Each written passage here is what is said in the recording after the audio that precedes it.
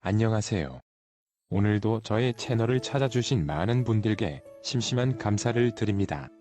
이번에 낭독해드릴 도서는 모든 관계는 나에게 달려있다 입니다. 지은이는 중국인인 황시투안이고 옮긴이는 정은지님입니다. 출판사는 미디어숲입니다. 이 도서는 자기계발서로서 익숙한 내 삶의 패턴을 바꾸는 마음 성장 수업입니다. 우리가 어렵게 느끼는 인간관계에 대해서 서술하고 있기에 살아가면서 큰 보탬이 될 수 있는 도서라고 생각합니다. 지은이를 간략하게 설명드리겠습니다. 베테랑 심리학 멘토, 20여 년간 심리학 교육을 응용하는 데 전념해 심리학 이론을 기업 관리, 결혼, 가정, 자녀 교육 등에 성공적으로 접목했습니다. 중국의 유명 심리학 플랫폼인 이실리를 창립하여 재미있고 따뜻한 실용적인 방식으로 사회와 조직, 그리고 개개인에게 가치 있는 심리학 서비스를 제공하고 있습니다. 또한 증의창신, 우한심 등의 심리학 단체를 만드는 데도 투자했습니다. 지은 책으로 베스트셀러 아나무인 때문에 권층 돌파 등이 있습니다. 감정을 직면하고 마주하고 받아들여라. 인생 상담을 하면서 아이의 지능지수보다 감성지수를 더 중요하게 생각하는 엄마를 알게 되었다. 아이를 가르칠 때도 주로 감성지수 위주의 교육을 한다고 했다. 그런데 그 엄마가 이해하는 감성지수는 진정한 의미의 감성지수가 아니었다. 그녀는 책을 많이 읽히고 야외에서 자연을 즐기며 어울리게 하는 등 여러 방법을 동원해 아이의 감성지수를 키워주기 위해 노력했다. 그 결과 4살짜리 아이는 짜증이나 성질 한번 부리지 않고 자라고 있었다. 엄마는 아이의 그런 모습이 무척이나 만족스럽고 자랑스러웠다. 그런데 어느 날 지인이 자신에게 교육법이 잘못됐다는 말을 했다며 나를 찾아왔다. 자녀교육 분야의 전문가인 내게 어릴 때부터 아이의 감정을 통제하는 것이 좋은 건지 나쁜 건지 알려달라는 것이다. 이 문제를 듣자마자 나는 머리가 지끈거렸다. 생각해보라. 4살 때부터 감정을 다스리는 것을 배우기 시작한다면 아이는 자라서 어떤 사람이 될까? 문득 그녀의 이야기를 들으며 내 인생에서 가장 성격이 좋았던 친구가 떠올랐다. 그를 생각할 때마다 나는 매우 괴로웠다. 무척 젊은 나이에 세상을 떠났기 때문이다. 그 친구를 10여 년 동안 알고 지내면서 나는 그가 화를 내는 것을 본 적이 없었다. 그는 누구나 인정하는 성품이 좋은 남자였다. 우리 둘은 모두 농촌 출신으로 졸업 후 작은 도시에서 살았다. 내게 가장 인상 깊게 남아있는 기억은 당시 직장에서 그에게 약 20제곱미터짜리 방 한 칸을 내주었는데 마을 사람들이 그 도시에 갈 때마다 친구 집을 제 집처럼 사용했던 것이다. 마을 사람들이 들고 온 닭과 오리, 물고기들로 인해 방 안은 늘 지저분하고 냄새가 났지만 그는 한 번도 거절하지 않았다. 어느 날 나는 그에게 이렇게 많은 고향 사람들이 내 생활을 방해하는데 괜찮으냐? 고 물었다. 그러자 그는 받아주지 않으면 어쩌겠어. 고향 사람이 왔으니 도와야지. 거절하기가 미안해. 라고 말했다. 그는 언제나 무슨 일이든 자기 마음속에 꾹꾹 밀어 넣고 참아왔다. 이렇게 사람 좋은 친구가 결국 간암으로 일찍 세상을 떠나버렸다. 감정심리학을 조금이라도 공부한 사람은 누구나 알 것이다. 끊임없이 감정을 억누르는 사람은 감정이 내부를 공격해 자신의 몸을 해친다는 걸 말이다. 참을 인자 셋이면 살인도 피한다. 라는 속담이 있다. 하지만 사실 이렇게 참다 보면 병이 날 수 있다. 안타깝게도 이를 아는 사람은 너무나도 적다. 무조건 참고 견디는 사람을 좋은 사람으로 착각하고 사는 것이다. 분노 뒤에는 무력감, 좌절, 상처가 가려져 있다. 감정을 참는 것은 좋은 것이 아니다.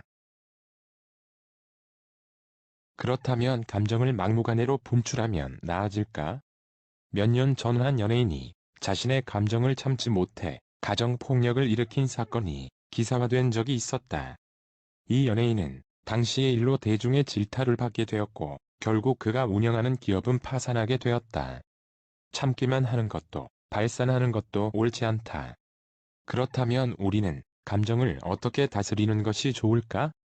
사실 감정은 몸이 외부 세계를 대하는 자연스러운 반응으로 잠재의식이 우리에게 주는 신호다.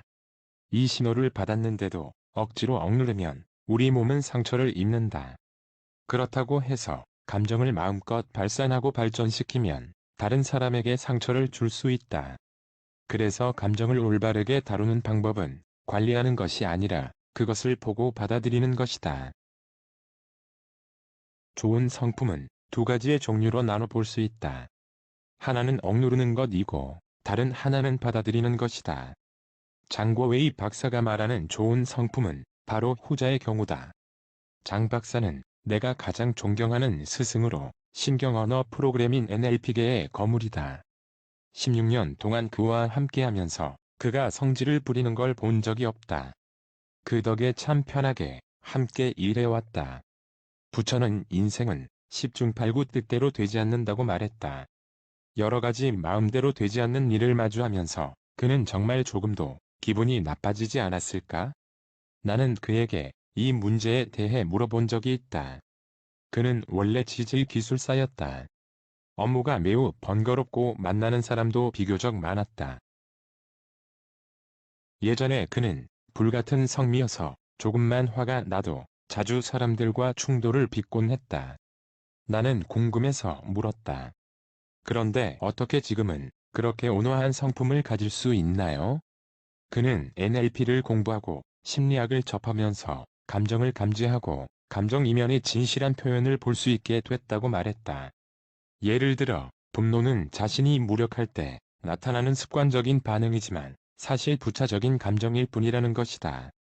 분노의 배후에는 종종 무력감, 좌절, 상처 등이 가려져 있다. 우리가 무력감을 느끼는 동시에 분노 뒤에 있는 이 연약함을 받아들이기 싫어할 때 분노는 밖으로 화살을 돌려 상대방을 공격하고 책임을 전가한다.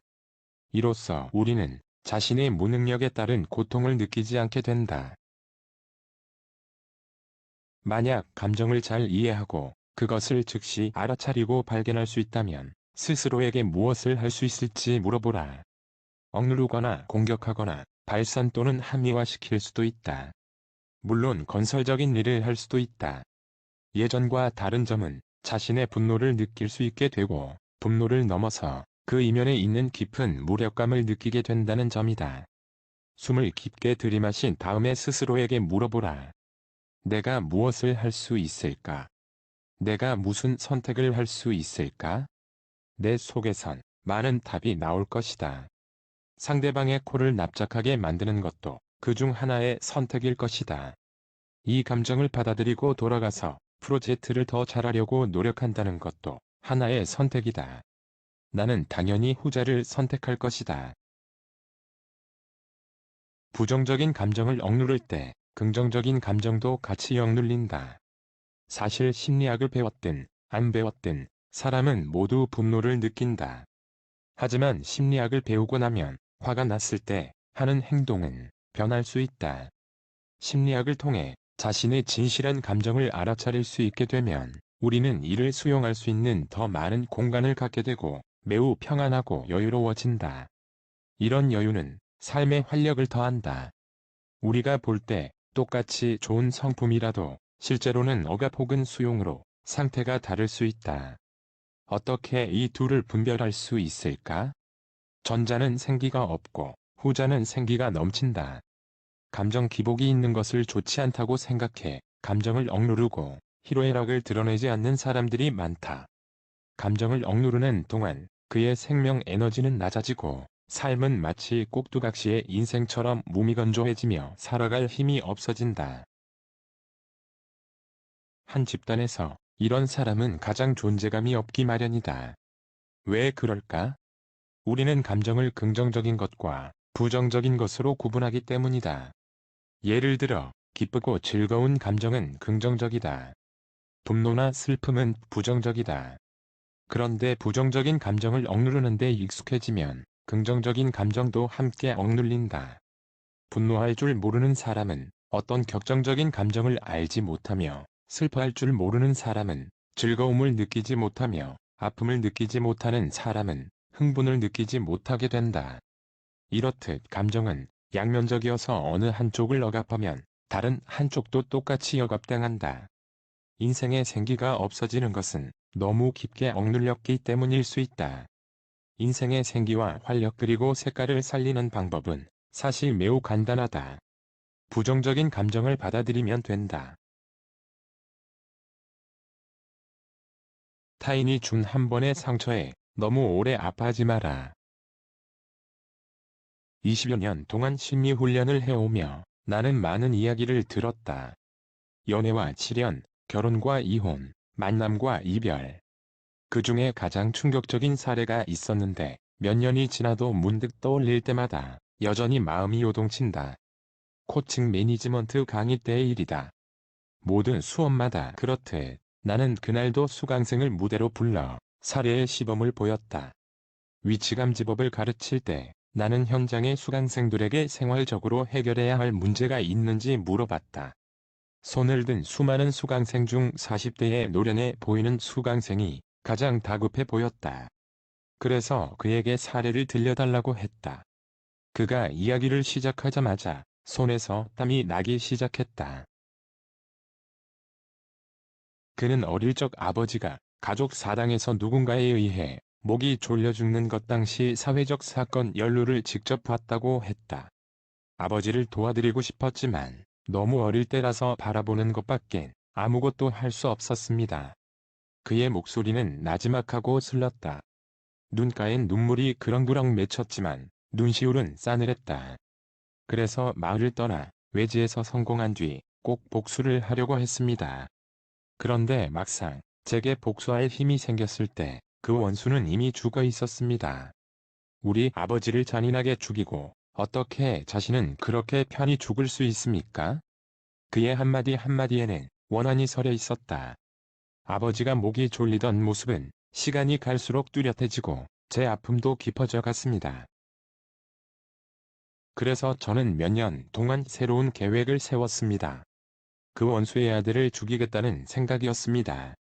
그가 이야기를 마치자 장내는 온통 조용해졌다.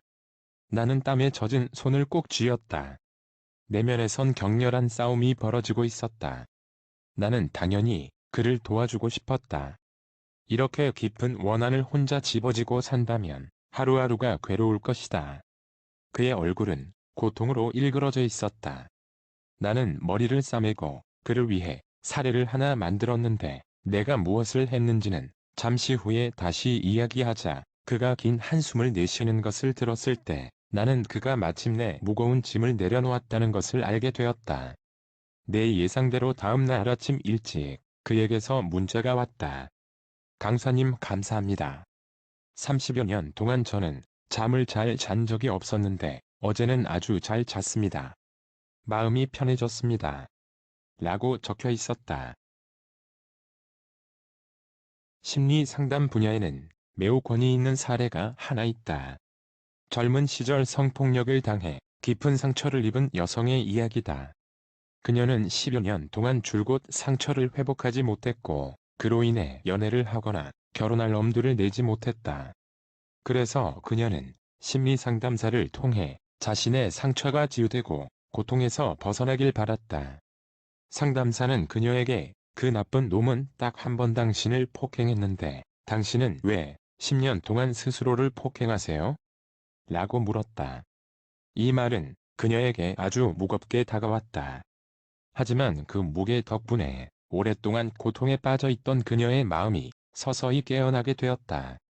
그렇다. 그 사람들이 가한 행위 한 번에 왜 우리는 그 상처를 몇 년, 수십 년, 더 나아가서 한평생 붙들고 자신을 괴롭혀야 하는가? 우리에게 상처를 준 사람들은 정말 나쁘고 그들에 대한 분노가 가득한 것은 정상적인 정서적 반응이다. 그러나 그 증으로 인해 나는 식욕도 잃고 잠도 못 자게 된다. 우리는 왜 스스로를 이토록 고통스럽게 하는가?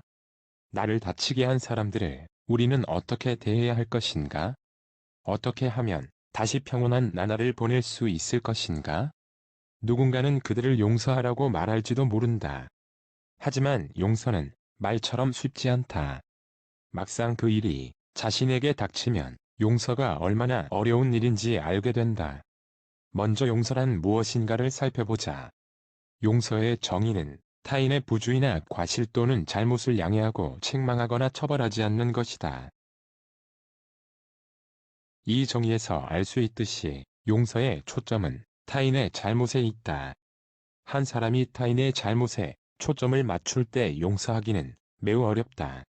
이것이 바로 우리가 용서하고 싶어도 용서할 수 없는 이유다. 왜냐하면 우리는 항상 상대방의 잘못만 보기 때문이다. 이를 통해 용서는 조건부라는 걸 알 수 있다.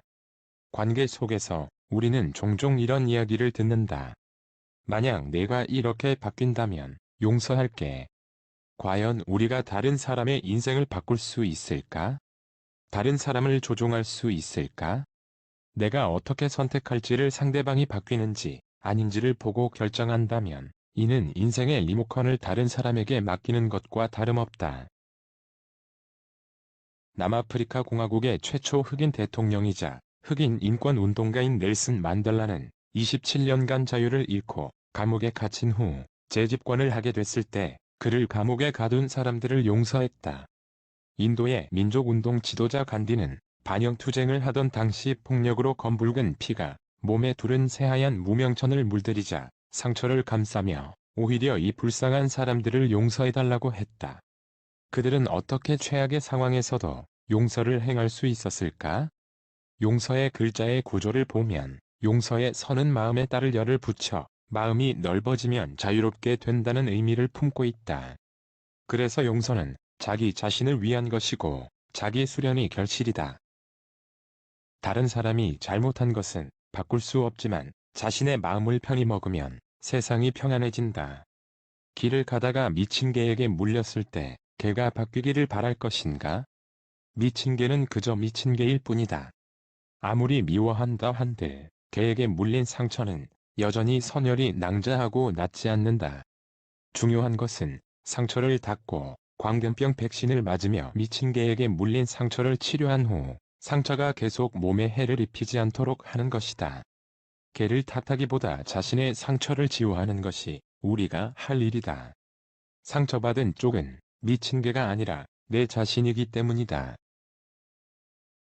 용서는 다른 사람과 무관하게 자신을 치유하는 것이다. 나는 앞서 이야기한 사례 속 남자에게 아래와 같은 방법을 사용했다. 우선 게슈탈트 요법을 써서 그가 여러 해 동안 억눌러온 정서를 방출하게 했다. 게슈탈트 요법은 정신치료법의 하나로 개인이나 집단을 상대로 한다. 이 치료법은 사람을 실존적 주체로서 보고 책임을 회피하는 자세를 버리고 자신을 신뢰하고 책임지고 살아갈 것을 강조한다. 정서를 방출하는 일은 매우 중요하다. 한 사람의 억눌린 정서가 완전히 풀린 뒤에야 마음속 집념이 흔들리기 때문이다. 이어 나는 위치감지법을 사용했다. 한 사람이 처한 위치는 통상적으로 그의 시각과 관점을 결정한다. 우리가 다른 위치에서 같은 일을 바라볼 때 시각이 넓어진다. 나는 살해 당사자에게 아버지의 비극을 다른 각도에서 바라보게 했다. 이 과정에서 최면수를 접목했다. 나는 그에게 영혼이 있다고 가정하고 아버지의 영혼에 들어가서 아버지 역할을 하게 했다. 그리고 그에게 아들이 당시에 겪은 불행으로 30년을 슬퍼하고 원한을 품어왔는데 어떻게 생각하세요? 라고 물었다. 아버지로서 아들이 증오로 슬퍼하고 분노하며 30년 동안 원한을 품는 것은 당연히 원치 않는 일이다. 아버지 역할을 하던 그는 이내 흐느껴 울었다. 아버지 역할을 마쳤을 때 그의 집념은 이미 느슨해지기 시작했다. 그의 시각이 더욱 넓어졌기 때문이다. 이어 나는 그를 원수의 아들 위치로 데려갔다. 거기서 그는 원수의 아들이 무고하다는 것을 깨달았다. 과거에 아버지가 잘못한 일 때문에 왜 그 자식이 나쁜 일을 당해야 하는가? 그런 다음 나는 그에게 당시의 사회적 관점과 함께 그 시절을 보여주었다. 그렇게 그는 그 시절에 아버지가 겪은 일이 어쩔 수 없었던 일임을 알았다. 아버지를 살해한 사람은 사회적 당위성으로 살인이라는 행위를 저지른 것이다. 본인의 의지와 상관없는 사건으로 가해자이자 일종의 피해자였다. 그 순간 그는 길게 한숨을 내쉬었다. 천근만근 무거웠던 짐들이 하루아침에 사라졌다. 드디어 자유롭게 된 것이다. 그제야 그는 30년 만에 깊은 잠에 빠져들었다. 이것은 용서에 관한 이야기다. 용서는 자기 자신에 관한 것이고 자기 치료이며 자기 자신의 삶을 더 풍요롭게 하기 위한 것이다. 그러니 타인과는 관계가 없다. 그러나 우리는 쉽게 자기 입장과 시각에만 집착하며 남을 증오하느라 마음이 좁아진다. 우리는 자신의 시각을 뛰어넘어 다른 각도에서 문제를 바라볼 수 있을 때, 그리고 더 높은 곳에서 주변 사람들의 처지와 생각을 바라볼 수 있을 때라야 성숙해지고 용서할 수 있는 능력을 지닌 사람이 된다. 물론 용서하는 동시에 위험에 대비해 더 이상 피해를 보지 않는 능력도 키워야 한다. 우리는 다른 사람을 변화시키거나 통제할 수 없다. 우리가 할 수 있는 유일한 일은 자기 자신을 잘 돌보는 것이다. 스스로 좋아지고 강해지면 자연히 어떤 상황에서도 외부로부터 상처를 받지 않게 된다. 이것은 한의사들이 말하는 근본을 공고히 하여 원기를 기르는 것과 같다. 사람에게 병이 생기는 이유는 원기가 부족해서이다. 가장 건강하게 사는 방법은 병이 났을 때 치료하는 것이 아니라 일상생활에서 원기를 잘 길러서 외부의 적들이 침입할 수 없도록 만드는 것이다. 과거의 상처나 원한으로 잠을 못 이룬다면 좀 더 높은 자리에 서서 다른 사람의 처지를 보고 문제를 다른 각도에서 바라보며 진실을 탐구하는 것도 좋은 방법이다. 내가 왜 나를 다치게 한 사람들을 용서해야 하느냐고 반문할 수도 있다. 너무 명백하게 존재하는 상처 앞에서 용서는커녕 미워할 수밖에 없다는 것이다. 사실 각자의 인생인 만큼 자기 마음으로 살면 되니까 당연히 상대를 미워할 수도 있다. 다만 상대를 미워하는 동안 상처받는 것은 정작 본인임을 깨닫기를 바랄 뿐이다. 다른 사람은 나에게 한 번 상처 줬는데 왜 우리는 자신을 오랫동안 상처 주고 있는가? 만약 이러한 진실을 제대로 볼 수 있다면 아마 스스로에게 왜 이렇게 미련했지? 라는 생각이 들 것이다. 그런 후에 회심의 미소를 지으며 모든 것을 깨달을 것이다. 그렇다. 우리가 꼭 모든 것을 용서해야 하는 것은 아니지만 내 인생을 위해 용서를 할 수도 있다. 용서는 쉽지 않지만 해볼만 하다. 그리고 모두가 직면해야 할 인생의 숙제이기도 하다. 미야자키 하야오는 이렇게 말했다. 마음이 강해야 사과할 수 있다. 하지만 마음이 더 강해야 용서할 수 있다. 내가 원하는 인생은 내 안에 저장되어 있다. 한 번은 인간 소프트웨어 업그레이드 수업 때 출석을 부르다가 갑자기 컴퓨터가 다운되는 바람에 애를 먹은 적이 있다. 날아간 학생들의 자료를 다시 입력하기 위해서 밤늦게까지 고생해야 했다. 이렇게 컴퓨터가 바이러스에 걸려 다운되는 것처럼 어쩌면 사람의 뇌도 바이러스에 걸리지는 않을까? 만약 사람의 뇌가 바이러스에 걸린다면 어떻게 될까? 모 대학원생이 기숙사 옥상에서 떨어진 일이 있었다. 경찰은 추락사로 결론짓고 타살 가능성은 배제했다. 그때 과거 또 다른 박사과정 학생의 투신자살 사건이 떠올랐다. 두 학생 모두 고학력자로 개천에서 용나듯 어려운 환경을 굳은 의지로 극복한 대표적인 사례들이었다. 하지만 많은 이들이 부러워했던 두 학생은 결국 삶을 포기했고 많은 이들의 안타까움을 자아냈다. 한 사람이 자신의 생명을 포기하기까진 많은 이유가 있었을 것이다. 외적인 어려움도 있고 내면에 알려지지 않은 고통도 있으리라. 이에 대해 왈가왈부할 생각은 없다. 그저 일련의 가슴 아픈 일들을 통해 바이러스 때문에 컴퓨터가 다운되듯 한 사람의 인생이 종지부를 찍은 것은 마치 뇌가 바이러스에 걸린 것과 비슷한 게 아닐까 생각해 보았다.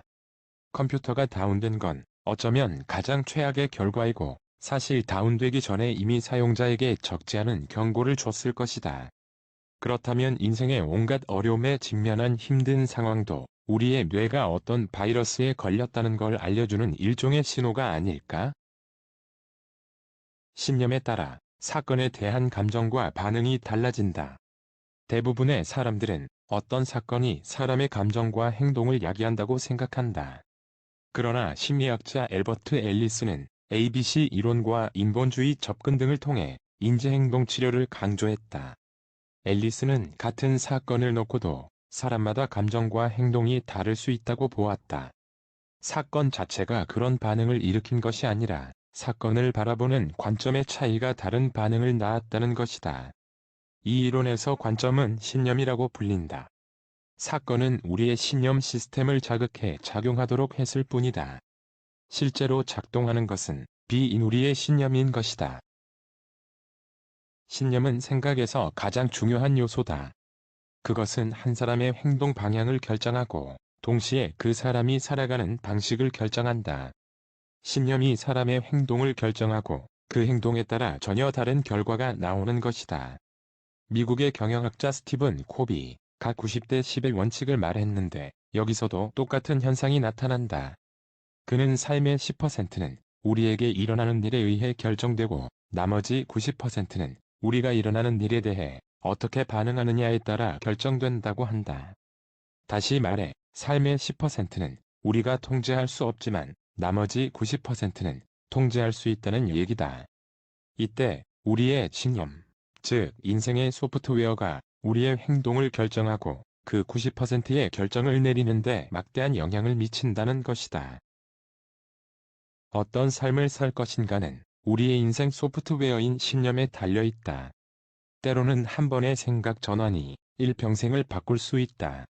내가 아는 한 소녀는 스스로 목숨을 끊으려다 장고 웨이 박사의 말 한마디로 날개를 펼쳐 완전히 다른 인생을 살게 되었다.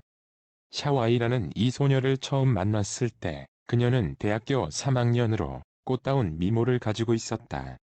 하지만 운명의 장난처럼 그녀는 망막퇴화라는 병을 얻었다.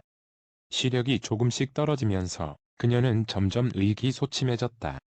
어머니에게 세상을 못 보게 되는 날 저는 세상을 떠나려고 합니다. 그나마 눈이 보일 때 세상을 잘 보고 싶어요. 라고 말했다. 그녀는 이런 가슴 아픈 유서를 남기고 집을 나왔다. 어머니는 어렵게 소녀를 찾아냈고 스스로 목숨을 끊으려는 그녀를 우리 강의실로 억지로 데려왔다. 장 박사는 샤와이에게 간곡하게 말했다. 세상에 빛을 볼 수 없는 것은 정말 고통스러울 거야. 하지만 살다 보면 두 눈보다 더 중요한 기관을 잃는 사람도 많고 그들도 너만큼 고통스러울지 몰라. 우리처럼 몸이 건강한 심리 상담 종사자들은 그들의 고통을 이해하기 어렵지만 너는 다르다. 너는 비슷한 고통을 겪어보았어. 만약 내가 그들을 돕고 싶다면 이것은 그들에게 특별한 의미가 있을 거야. 심리학 공부를 한다면 너는 일반인은 범접할 수 없는 심리 상담사가 될 거야. 샤와이에게 이 말은 한 줄기의 빛과 같았다. 아직 세상을 살아갈 이유가 있다는 희망을 심어준 말이었다. 나중에 그녀는 시력은 비록 퇴화했지만 청각은 오히려 예민하게 변했다는 것을 발견했다.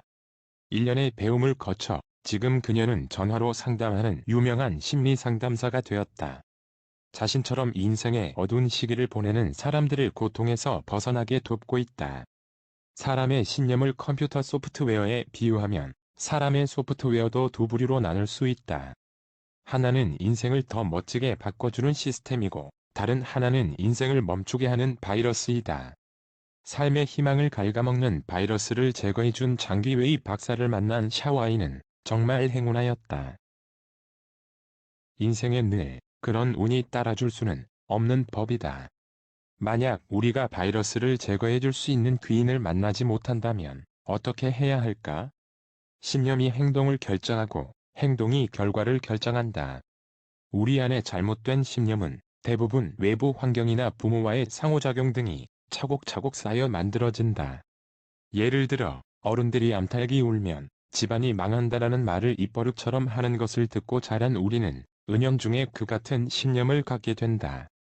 이 말은 원래 아침이 밝으면 수탉이 울어야 하는데 대신 암탉이 우는 모양새를 이야기하는 것으로 여자가 남자가 해야 할 일을 제치고 간섭하면 집안이 제대로 굴러가지 않는다는 뜻이다. 하지만 이런 이야기는 현실과는 맞지 않는다. 남존여비의 사상이 강했던 구시대적인 발상일 뿐이다. 현재는 업무에 있어서 남녀 구분이 없다.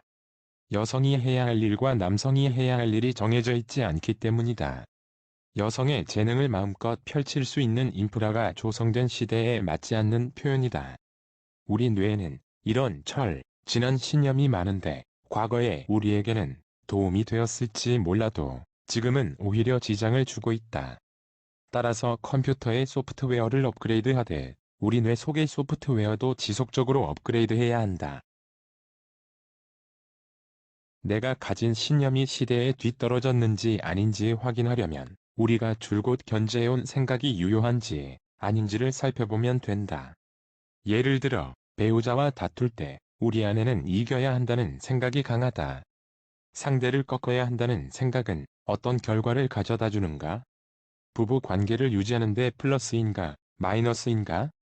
가슴에 손을 얹고 물어보면 자신의 배우자를 이기려는 것이 얼마나 황당하고 허무한 일인지, 말다툼에선 이겼을지라도 오히려 관계는 더욱 엉망이 된다는 걸 알게 된다. 신념이 행동을 결정하고 행동이 결과를 결정한다. 거꾸로 말하면 오늘 삶의 현주소는 과거 행동의 결과이며 그 행동의 이면에는 반드시 그렇게 하도록 뒷받침하는 신념이 있다. 신념이 변하지 않으면 인생은 과거의 패턴을 반복할 것이다. 신념을 새롭게 바꾸어야 새로운 행동이 나오고 새로운 행동이 보다 나은 결과를 만들어내기 때문에 운명을 바꾸고 싶다면 반드시 인생 소프트웨어를 업그레이드하는 것부터 시작해야 한다. 삶이 뜻대로 되지 않는다고 느낄 때 내 안에 어떤 신념이 오늘과 같은 어려운 상황을 초래했는지, 어떤 생각이 이러한 곤경에 빠지게 했는지 자문해보자. 그리고 머릿속에 떠오르는 생각을 하나하나 써 내려가며 스스로에게 물어보자. 그 생각들이 나의 인생을 더 풍요롭게 만드는지 혹은 악화시키는지를 말이다. 컴퓨터를 오랫동안 별 탈 없이 사용하기 위해서는 가끔씩 업그레이드를 해줘야 한다. 우리의 뇌도 마찬가지다. 캐캐묵은 먼지가 쌓여있는 뇌에 신선한 바람을 쐬어주는 것이 중요하다. 기쁨 혹은 고통은 내가 선택한 것이다. 얼마 전 오랜만에 친구와 밥을 먹었다. 회사 고위 간부였던 그는 임원과 생각이 맞지 않아 온몸이 밧줄에 꽁꽁 묶여있는 듯한 느낌을 받았다고 했다. 결국 무기력함과 해결되지 않는 답답함에 시달리다 마침내 창업을 하게 되었다. 그런데 고통에서 해방된 줄 알았던 친구의 안색이 좋아 보이지 않았다. 뒤늦게 창업의 어려움을 겪는 것 같았다. 예전과 달리 지금은 스스로 모든 일을 자유롭게 결정할 수 있고 누구의 제약도 받지 않아 홀가분하지만 기술만 배워온 그가 경영, 재무, 판매, 협력 등의 업무까지 하려니 골머리를 앓을 수밖에 없었다. 그의 창업 경험을 듣고 있으니 누군가가 떠올랐다. 나는 일전에 세계 500대 회사로 꼽히는 곳에서 업무를 했던 경험이 있는 마케팅 매니저를 면접한 적이 있었다. 그에게 왜 좋은 회사를 떠났는지 물으며 그 일이 얼마나 많은 사람이 꿈꿔왔던 일인가를 아는지 물었다. 그러자 그의 대답은 나를 매우 놀라게 했다. 사람들에게 이 회사는 정말 좋아 보일지 모릅니다. 이름만 대면 아는 명망 있는 회사니까요. 하지만 우리 내부인들은 이 기업의 속이 썩어 있다는 걸 알고 있습니다. 라고 답했다. 그가 이렇게 유명한 기업조차도 썩어 있다고 느낀다면 그의 눈엔 내 기업이 얼마나 구제불능으로 비치겠는가? 설령 그가 정말 재능 있는 사람일지 몰라도 이런 사람은 채용하기가 겁이 났다. 나중에 듣기로 그는 회사를 여기저기 이직했다고 한다. 어딜 가나 그의 눈에 골아 터지기 일보 직전인 부분이 보였기 때문일 것이다. 일과 마찬가지로 결혼도 그렇다. 나는 재혼한 사람들을 많이 상담했는데 그들은 첫 번째 결혼에서 상대방에게 무척 실망하고 이혼한 뒤에 새로운 남편 또는 아내를 만나면 인생이 더욱 좋아지리라 기대했다. 전혀 다른 누군가와의 결혼에 또다시 새로운 고통이 있을 줄은 생각하지 못했다고 털어놓았다. 왕자와 공주는 결혼하고 오래오래 행복하게 살았습니다. 라는 이야기는 동화에나 나오는 결말이다. 사실은 이쪽 불구덩이에서 다른 쪽 불구덩이로 옮겨가는 게 현실이다. 상황이 바뀌어도 고통은 계속된다.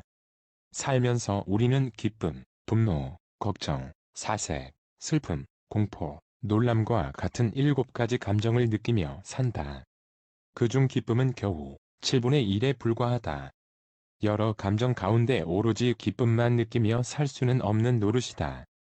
하지만 어떤 사람들은 늘 풍요롭게 기쁜 시간을 보내고 또 어떤 사람들은 늘 고통 속에 허우적대기만 한다. 왜 이런 차이가 나는 것일까? 이것은 모두 운명이고 팔자일 뿐일까? 아니면 알려지지 않은 비밀이 있는 것인가? 한 번은 밤중에 소변을 자주 지리고 심지어 침대에 오줌을 싸서 힘들어하던 사람이 심리상담사를 찾아와 치료를 받은 적이 있었다. 얼마 지나지 않아 친구가 그에게 아픈 건 다 나았냐고 물었다. 그러자 그는 다 나았다고 답했다. 친구는 다행스럽다는 눈빛으로 그럼 이제 침대에 오줌 싸는 건 없어졌어? 라고 물었다. 그런데 그는 아니, 여전히 소변은 지리지. 라고 대답했다. 친구는 그런데 왜 다 나았다고 이야기했는지 물었다. 그러자 그는 친구에게 이제 나는 침대에 오줌을 싸는 것이 고통스럽지 않거든. 이라며 밝은 얼굴로 대답했다. 이 이야기는 심리치료의 정수를 설명하기에 딱 알맞은 이야기다. 심리상담사의 존재 가치가 바로 여기에 있다. 사람의 고통에는 신체적 고통과 심리적 고통이 있다. 몸에 병이 있어 아픈 것은 신체적 차원의 고통이며 육체적 고통이다. 병에 시달리면서 마음이 힘들어지는 것은 심리적 고통이다. 이 2가지 고통은 나눌 수 없으며 서로 연결되어 있다. 육체적으로 느끼는 고통은 심리적 고통을 초래하고 정신적 고통은 역으로 신체에 영향을 줘 질병을 더욱 악화시킨다. 그렇다면 신체적 고통이 심리적 고통을 초래하는 것일까? 아니면 심리적 고통이 신체적 고통을 초래하는 것일까? 이는 마치 닭이 먼저냐, 알이 먼저냐처럼 딱 잘라 말하기 어려운 부분이다. 사실 이들은 서로 원인과 결과를 제공하며 순환한다. 그러면 어떻게 해야 고통을 멀리하고 기뻐할 수 있을까? 내가 내린 답은 잘하는 데서 시작하라는 것이다. 만약 의사라면 당연히 신체적 고통을 해결하는 것부터 시작할 것이다. 하지만 대다수의 사람들은 의사가 아니니 심리적으로 접근하는 것이 좋을 것이다. 앞서 말한 환자처럼 만약 기쁨이 가득하다면 설령 몸이 바로 낫지 않는다고 할지라도 긍정적이고 낙관적인 마음가짐이 병을 치료하는 데 큰 도움이 될 것이다. 이것이 몸의 질병을 고치기 위해선 먼저 마음의 치료가 필요하다고 하는 이유다. 설사 병을 치료할 방법이 없다고 하더라도 적어도 그는 자신이 마음 먹은 것에 따라 인생을 즐기며 살 수 있다. 신체적 질병과 관련된 고통을 제외하면 인생의 대다수 고통은 정신적인 것이다. 이야기 첫머리에 든 2개의 예시 속의 고통은 모두 심리적 고통이다. 그렇다면 심리적 고통 앞에서 우리는 어떻게 해야 하는가? 언젠가 나는 너무 다른 한 쌍의 부부를 상담한 적이 있다. 아내는 계획적이어서 모든 일을 체계적으로 처리했다. 남편은 정반대여서 마음대로 하는 것을 좋아했다. 아내는 항상 상식 밖으로 일을 처리하는 남편 때문에 힘들어했다. 남편 또한 아내의 규칙과 계획적인 점 때문에 감옥에 갇힌 것처럼 답답하다고 했다. 그는 늘 무언가에 억눌린 느낌을 받아 벗어나고 싶어 했다. 이로 인해 2사람은 늘 언쟁을 해야 했고 갈등은 점점 고조되었다. 나는 상담하면서 단지 몇 가지 질문만으로 이들을 화해시켰다. 아내에게는 이렇게 물었다. 영화를 볼 때 영화 속 이야기가 모두 자신의 생각대로 진행되면 재미있을 것 같습니까? 아내는 물론 아니요. 라고 답했다. 나는 다시 그녀에게 항상 계획이 있어야 한다고 강조하는데 당신은 남편이 계획대로 꽃을 보내주는 것이 좋습니까? 아니면 불시에 서프라이즈로 받는 것이 좋으세요? 라고 물었다. 이 이야기를 들은 그녀는 넌지시 웃었다. 사실 그녀는 남편이 모든 것을 계획적으로 하길 바라는 것은 아니었다. 남편의 불확실함이 주는 즐거움을 누리면서도 그것이 그녀에게 피해를 준다고 불평했던 것뿐이다. 이번에는 남편을 향해 질문을 던졌다.